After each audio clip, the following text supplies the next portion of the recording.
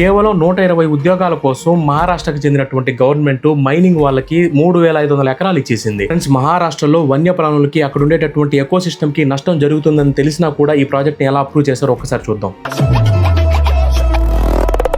మహారాష్ట్రలో తడోబా అందారికి సంబంధించినటువంటి tiger reserve అనేది వేరే ఫారెస్ట్ తో కలుపుతూనే ఒక కారిడార్ అనేది నిర్మించబడి ఉంది. ఈ కారిడార్స్ అనేవి ఎంత ఇంపార్టెంట్ అంటే ఒక ఫారెస్ట్ లో ఉండేటటువంటి వన్యప్రాణులు వేరే ఫారెస్ట్ కి ఇక్కడ నుంచి సంచరిస్తూ ఉంటాయి. అలాంటి ముఖ్యమైనటువంటి ఈ కారిడార్స్ మధ్యలోనే మహారాష్ట్ర గవర్నమెంట్ 3,500 ఎకరాల వరకు ప్రైవేట్ కంపెనీకి మైనింగ్ కోసం ఇచ్చేసింది అనమాట. అయితే ఫ్రెండ్స్, ఇక్కడ అసలైన దారుణం ఏంటంటే మైనింగ్ కోసం ఏర్పరిచినటువంటి బోర్డు కమిటీనే ఒక విషయాన్ని నిర్ధారించింది. ఈ ప్రాజెక్ట్ ఆ ప్లేస్ లో ఓకే అయితే దాదాపు 1,800 చెట్లను నరికివేస్తూనే అక్కడ ఇర్రివర్సిబుల్ డ్యామేజ్ అనేది క్రియేట్ అవుతూనే యానిమల్స్ అనేవి డిస్ప్లేస్ అవుతాయని చెప్పేసి ప్రాజెక్ట్ అనేది రిపోర్ట్ ఇచ్చింది. ఆ అడవిలోని వన్యప్రాణులు కంప్లీట్ గా జనారణ్యంలోకి రావడం ఖాయం. దీంతో హ్యూమన్ యానిమల్ కాన్ఫ్లిక్ట్ అనేది కూడా జరుగుతుందని చెప్పేసి ఈ రిపోర్ట్ అనేది మెన్షన్ చేసింది. కానీ ఫ్రెండ్స్, ఈ రిపోర్ట్స్ హెచ్చరికలన్నీ కూడా పక్కన పెట్టేసి గవర్నమెంట్ మైనింగ్ కోసం అప్రూవల్ ఇచ్చేసింది. మీరు గమనించారో లేదో, ఈ రోజు మనం ఫేస్ చేస్తున్నటువంటి ప్రాబ్లమ్స్ ఏదైతే వాతావరణానికి సంబంధించిందైనా కానీ మన పూర్వీకులు ప్రకృతిని డ్యామేజ్ చేస్తూ జరిగినటువంటి రిజల్ట్ అన్నమాట. మరి అలాంటిది ఇప్పుడు వీళ్ళు చేసేటటువంటి డ్యామేజ్ అనేది మన పిల్లల మీద